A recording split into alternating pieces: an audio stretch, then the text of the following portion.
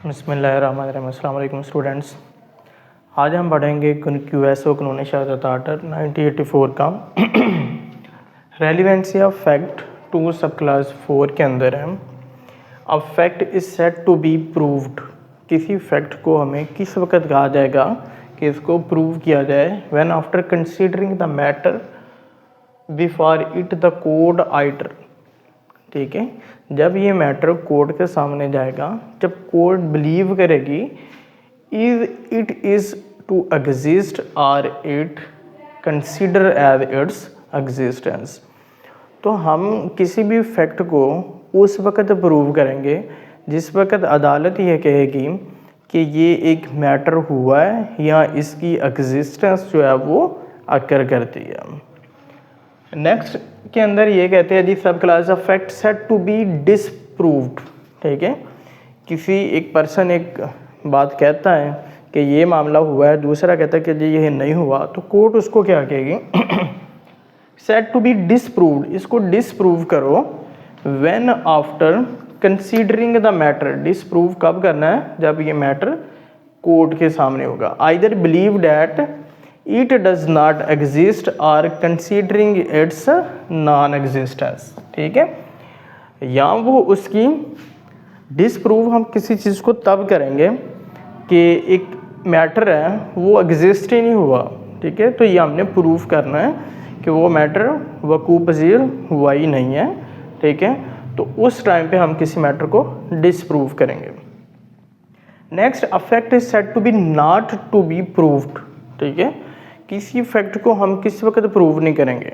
ठीक है, जब नाइदर प्रूव्ड, ना तो वो प्रूव हुआ होगा ना डिसप्रूव्ड। ठीक है, एक चीज़ है ना उसको साबित किया गया ना ही उसको डिसप्रूव किया गया, तो ऐसे मैटर के लिए हमें उसको प्रूव करने की ज़रूरत ही नहीं है ना। नेक्स्ट है जी कोर्ट में प्रज्यूम अ फैक्ट। अच्छा, अब किस मैटर के अंदर के कोर्ट जो है वो प्रज्यूम करती है इट में either regard such fact as proved. ठीक है, unless until it is disproved. ठीक है, अब कोर्ट किसी मैटर को उस वक़्त तक कहेगी कि इसको प्रूव करो जब तक, अनटिल और अनलेस, जब तक कि वो मैटर जो है वो डिसप्रूव नहीं हो जाता। अब जब मैटर प्रूव हो गया तो फिर तो वो ज़रूरत ही नहीं ना उस चीज़ की। तो नेक्स्ट हमारे पास है जी when one fact is declared by the. अच्छा, अब दूसरे वाले केस के अंदर एक है डायरेक्टेड बाय द ऑर्डर। ठीक है, the court shell presume a fact it shall regard such a fact is proved. ठीक है, जब ऑर्डर किसी चीज़ की डायरेक्शन कोर्ट दे देगी, कोर्ट की नज़र में है कि जी ये फैक्ट वकूअ पज़ीर हुआ है, तो देन हमने उसको प्रूव करना है। नेक्स्ट है जी when one fact is declared by the order to be conclusive proof of another. ठीक है, अब कोई डॉक्यूमेंट प्रेजेंट किया, उसका कुछ पोर्शन जो है वो उसका डिक्लेयर कर दिया कि ये वाला जो है वो मैटर प्रूव हो गया, उसका रिजल्ट जारी कर दिया। The court shell on proof of the one fact. किसी एक फैक्ट को जब प्रूफ कर देते हैं तो shall not allow evidence to be given for the purpose of disproving. ठीक है, तो फिर उसको अलाउ नहीं करेंगे कि इसको डिसप्रूविंग करने के लिए यूज़ करो। ठीक है, जो एक दफ़ा रिकॉर्ड भेज दिया वो कंप्लीट आइदर इन फेवर और इन अगेंस्ट।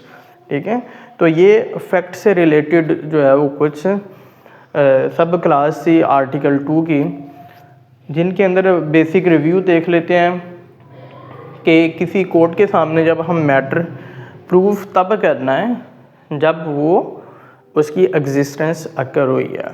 ठीक है, डिसप्रूव तब करना है कि वो उस मैटर की एग्जिस्टेंस हुई ही नहीं है। अगर एक मैटर है ही नहीं तो फिर हमें उसको प्रूफ या डिसप्रूव करने की ज़रूरत ही नहीं है। फिर ये फैक्ट्स के अंदर पढ़ा कि जब हम एक प्रॉपर रिकॉर्ड प्रेजेंट कर दिया, उसमें से कुछ पोर्शन का रिज़ल्ट डिक्लेयर कर दिया गया और कुछ पोर्शन को हम ये नहीं कह सकते कि जी अब ये डॉक्यूमेंट विदड्रा कर दें इनके अगेंस्ट, इसको लगा के अब उनको डिसप्रूव करने के लिए। ठीक है, ये बेसिक रिव्यू था आज के लेक्चर का।